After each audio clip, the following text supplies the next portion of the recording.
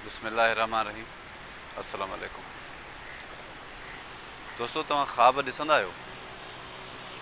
राति वारा ख़्वाब न, जेॾी महिल तव्हां जाॻो था, पंहिंजी कामयाबीअ जा ख़्वाब, पंहिंजी तरक़ीअ जा ख़्वाब, पंहिंजी मंज़िल खे हासिलु करण जा ख़्वाब, अगरि उहे ख़्वाब तव्हां ॾिसंदा आहियो त उन ख़्वाबनि खे हक़ीक़त में तब्दील करण जी कोशिशि कयो।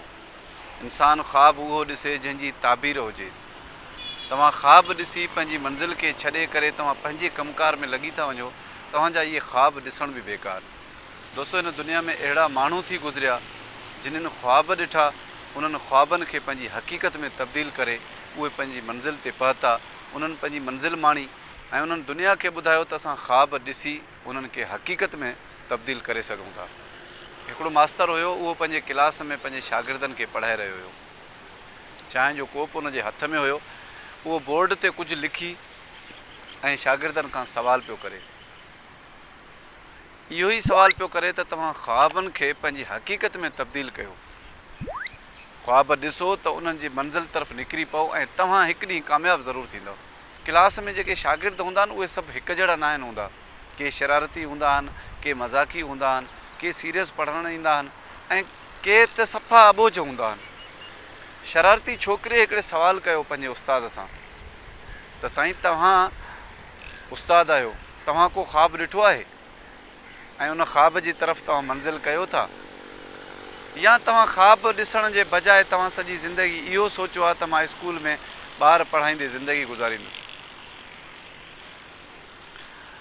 उन उस्ताद उन शागिर्द ॾे गौर सां ॾिठो। चंद सेकंडनि लाइ उन पंहिंजी क्लास में चौधारू सभिनी शागिर्दनि खे ॾिठो। के मुस्कुराए रहिया हुया, किन जो कंधु हेठि हुयो, के हिन जे जवाब जे इंतज़ार में हुया। उन उस्ताद पंहिंजो कोप चांहि जो टेबल ते रखी उन सवाल कंदड़ शागिर्द ॾे ॾिठो ऐं जवाबु ॾिनई त तुंहिंजे सवाल जो मूं वटि जवाबु आहे, मां अमेरिका जो सदर थियणु थो चाहियां। उन्हनि में कुझु शागिर्द खिलिया, टोक करे, आहे उस्ताद हिकु टीचर आहे, ख़्वाब हिन जा अमेरिका जो सदर। दोस्तो, यकीन कयो, उहो माण्हू अमेरिका मुल्क जो 2 दफ़ा सदर थी चुको आहे। उहो सदर हुयो बराक ओबामा। मूंखे यादि नथो अचे, पर उहो 2 दफ़ा अमेरिका जो सदर थी चुको हो। दोस्तो, हिन कहाणी जो मक़सदु इहो आहे त असां ख़्वाब ॾिसी अगरि ख़ामोश थी वेहंदासीं त असांखे ख़्वाब ॾिसण जो को हक़ु कोन्हे। अगरि ख़्वाब ॾिसी असां मंज़िल तरफ़ वेंदासीं त ज़ाहिरी ॻाल्हि आहे, असांखे कामयाबी ज़रूरु मिलंदी, ॾींहं अॻु या ॾींहं पोइ, पर असां कामयाबी माणींदासीं ज़रूरु। जेतिरा वॾा ख़्वाब हूंदा, जेतिरी वॾी सोच हूंदी, मुश्किलातूं ओतिरियूं वॾियूं हूंदियूं, पर कामयाबी बि ओतिरी वॾी हूंदी। जेतिरा नंढा ख़्वाब हूंदा, जेतिरी नंढी सोच हूंदी, कामयाबी बि ओतिरी नंढी हूंदी। इन जे करे तव्हां जहिड़े क़िस्म जा ख़्वाब ॾिसो था, पंहिंजी तरक़ीअ जे लाइ, पंहिंजे मंज़िल खे हासिलु करण लाइ अगरि तव्हां ख़्वाब ॾिसी रहिया आहियो त यकीन कयो, तव्हांजा ख़्वाब मामूली न आहिनि। तव्हांजा ख़्वाब हिकु ॾींहुं तव्हांजी ज़िंदगीअ खे बदिलाए छॾींदा ऐं तव्हांखे पंहिंजे ख़्वाब ॾिसण ते फ़ख़ुरु थींदो उन ॾींहुं जंहिं ॾींहुं तव्हां कामयाबु थींदव।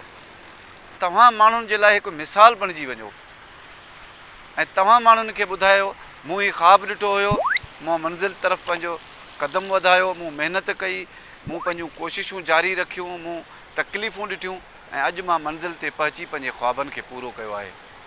उन ॾींहुं तव्हांखे पंहिंजे ख़्वाब ॾिसण ते फ़ख़ुरु बि थींदो ऐं तव्हांखे पंहिंजे ॻाल्हाइण ते फ़ख़ुरु थींदो ऐं तव्हां दुनिया खे ॿुधाए सघंदव त मां ख़्वाब ॾिसी उन्हनि खे पूरो कयो आहे।